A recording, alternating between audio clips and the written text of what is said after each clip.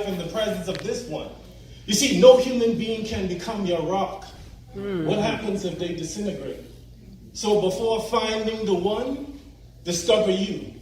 Take yourself on a fancy date. Fall in love with your own thoughts. Find moments where you laugh hysterically. Yeah. Complete and content for living this life for a party of the true one. Amen. Woo. You see, we spend a lifetime being mad at past ones. But it's like self-inflicted cancer. It only eats its own host. Because forgiveness is simply love on display. Amen. Simply taking down that foreclosure sign and saying to the world, if you knew who I was today, you would chase, pursue, and court this one because I want to love you. Amen. I'm not talking about sentimentality or infatuation. This fuzzy feeling you get when your eyes are interrupted by beauty and then you lock eyes. You see, I once thought that was love and I fell for it. But the confusing thing is I kept having those fuzzy feelings every time I glanced on a new physical suit. So instead of love being the fruit of my actions, I brought nothing but heartache and resentment. Crimes being perpetrated on what I thought were loved ones. You see, I realized that I was drowning, but I knew I wanted to love you. So stuck in that malfunctioning state and I was drowning. Then it dawned on me. Anytime I had a manual, I went to the manual and I seek the Maker's mind. And he said, you're made perfect in my image. It's only in the space in which you choose to use the parts. He said, in order for me to work, I have to be in this atmosphere. God, I love you. Told me about this foreign material called agape love, and everything he gave Adam, he gave me. Instructed me to renew my mind, go back to the manual, Genesis 26, Article 24. You see, my failures on the topic of love brought me back to purpose.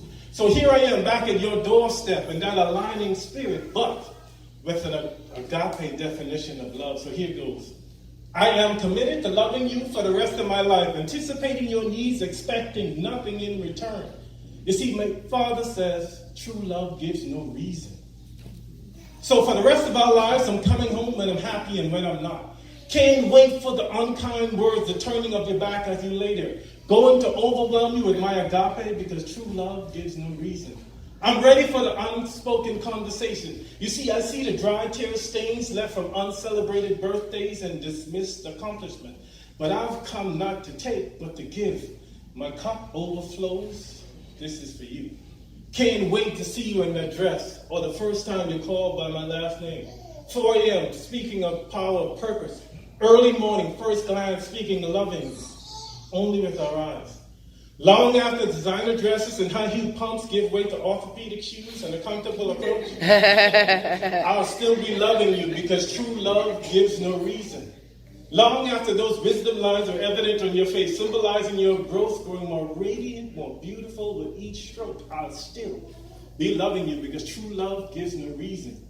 Long after knees and legs give way to decay, it will be an honor to carry you from car, from chair to bed because true love gives no reason, but is motivated by understanding the value. And this value is nothing but kingdom love. Amen.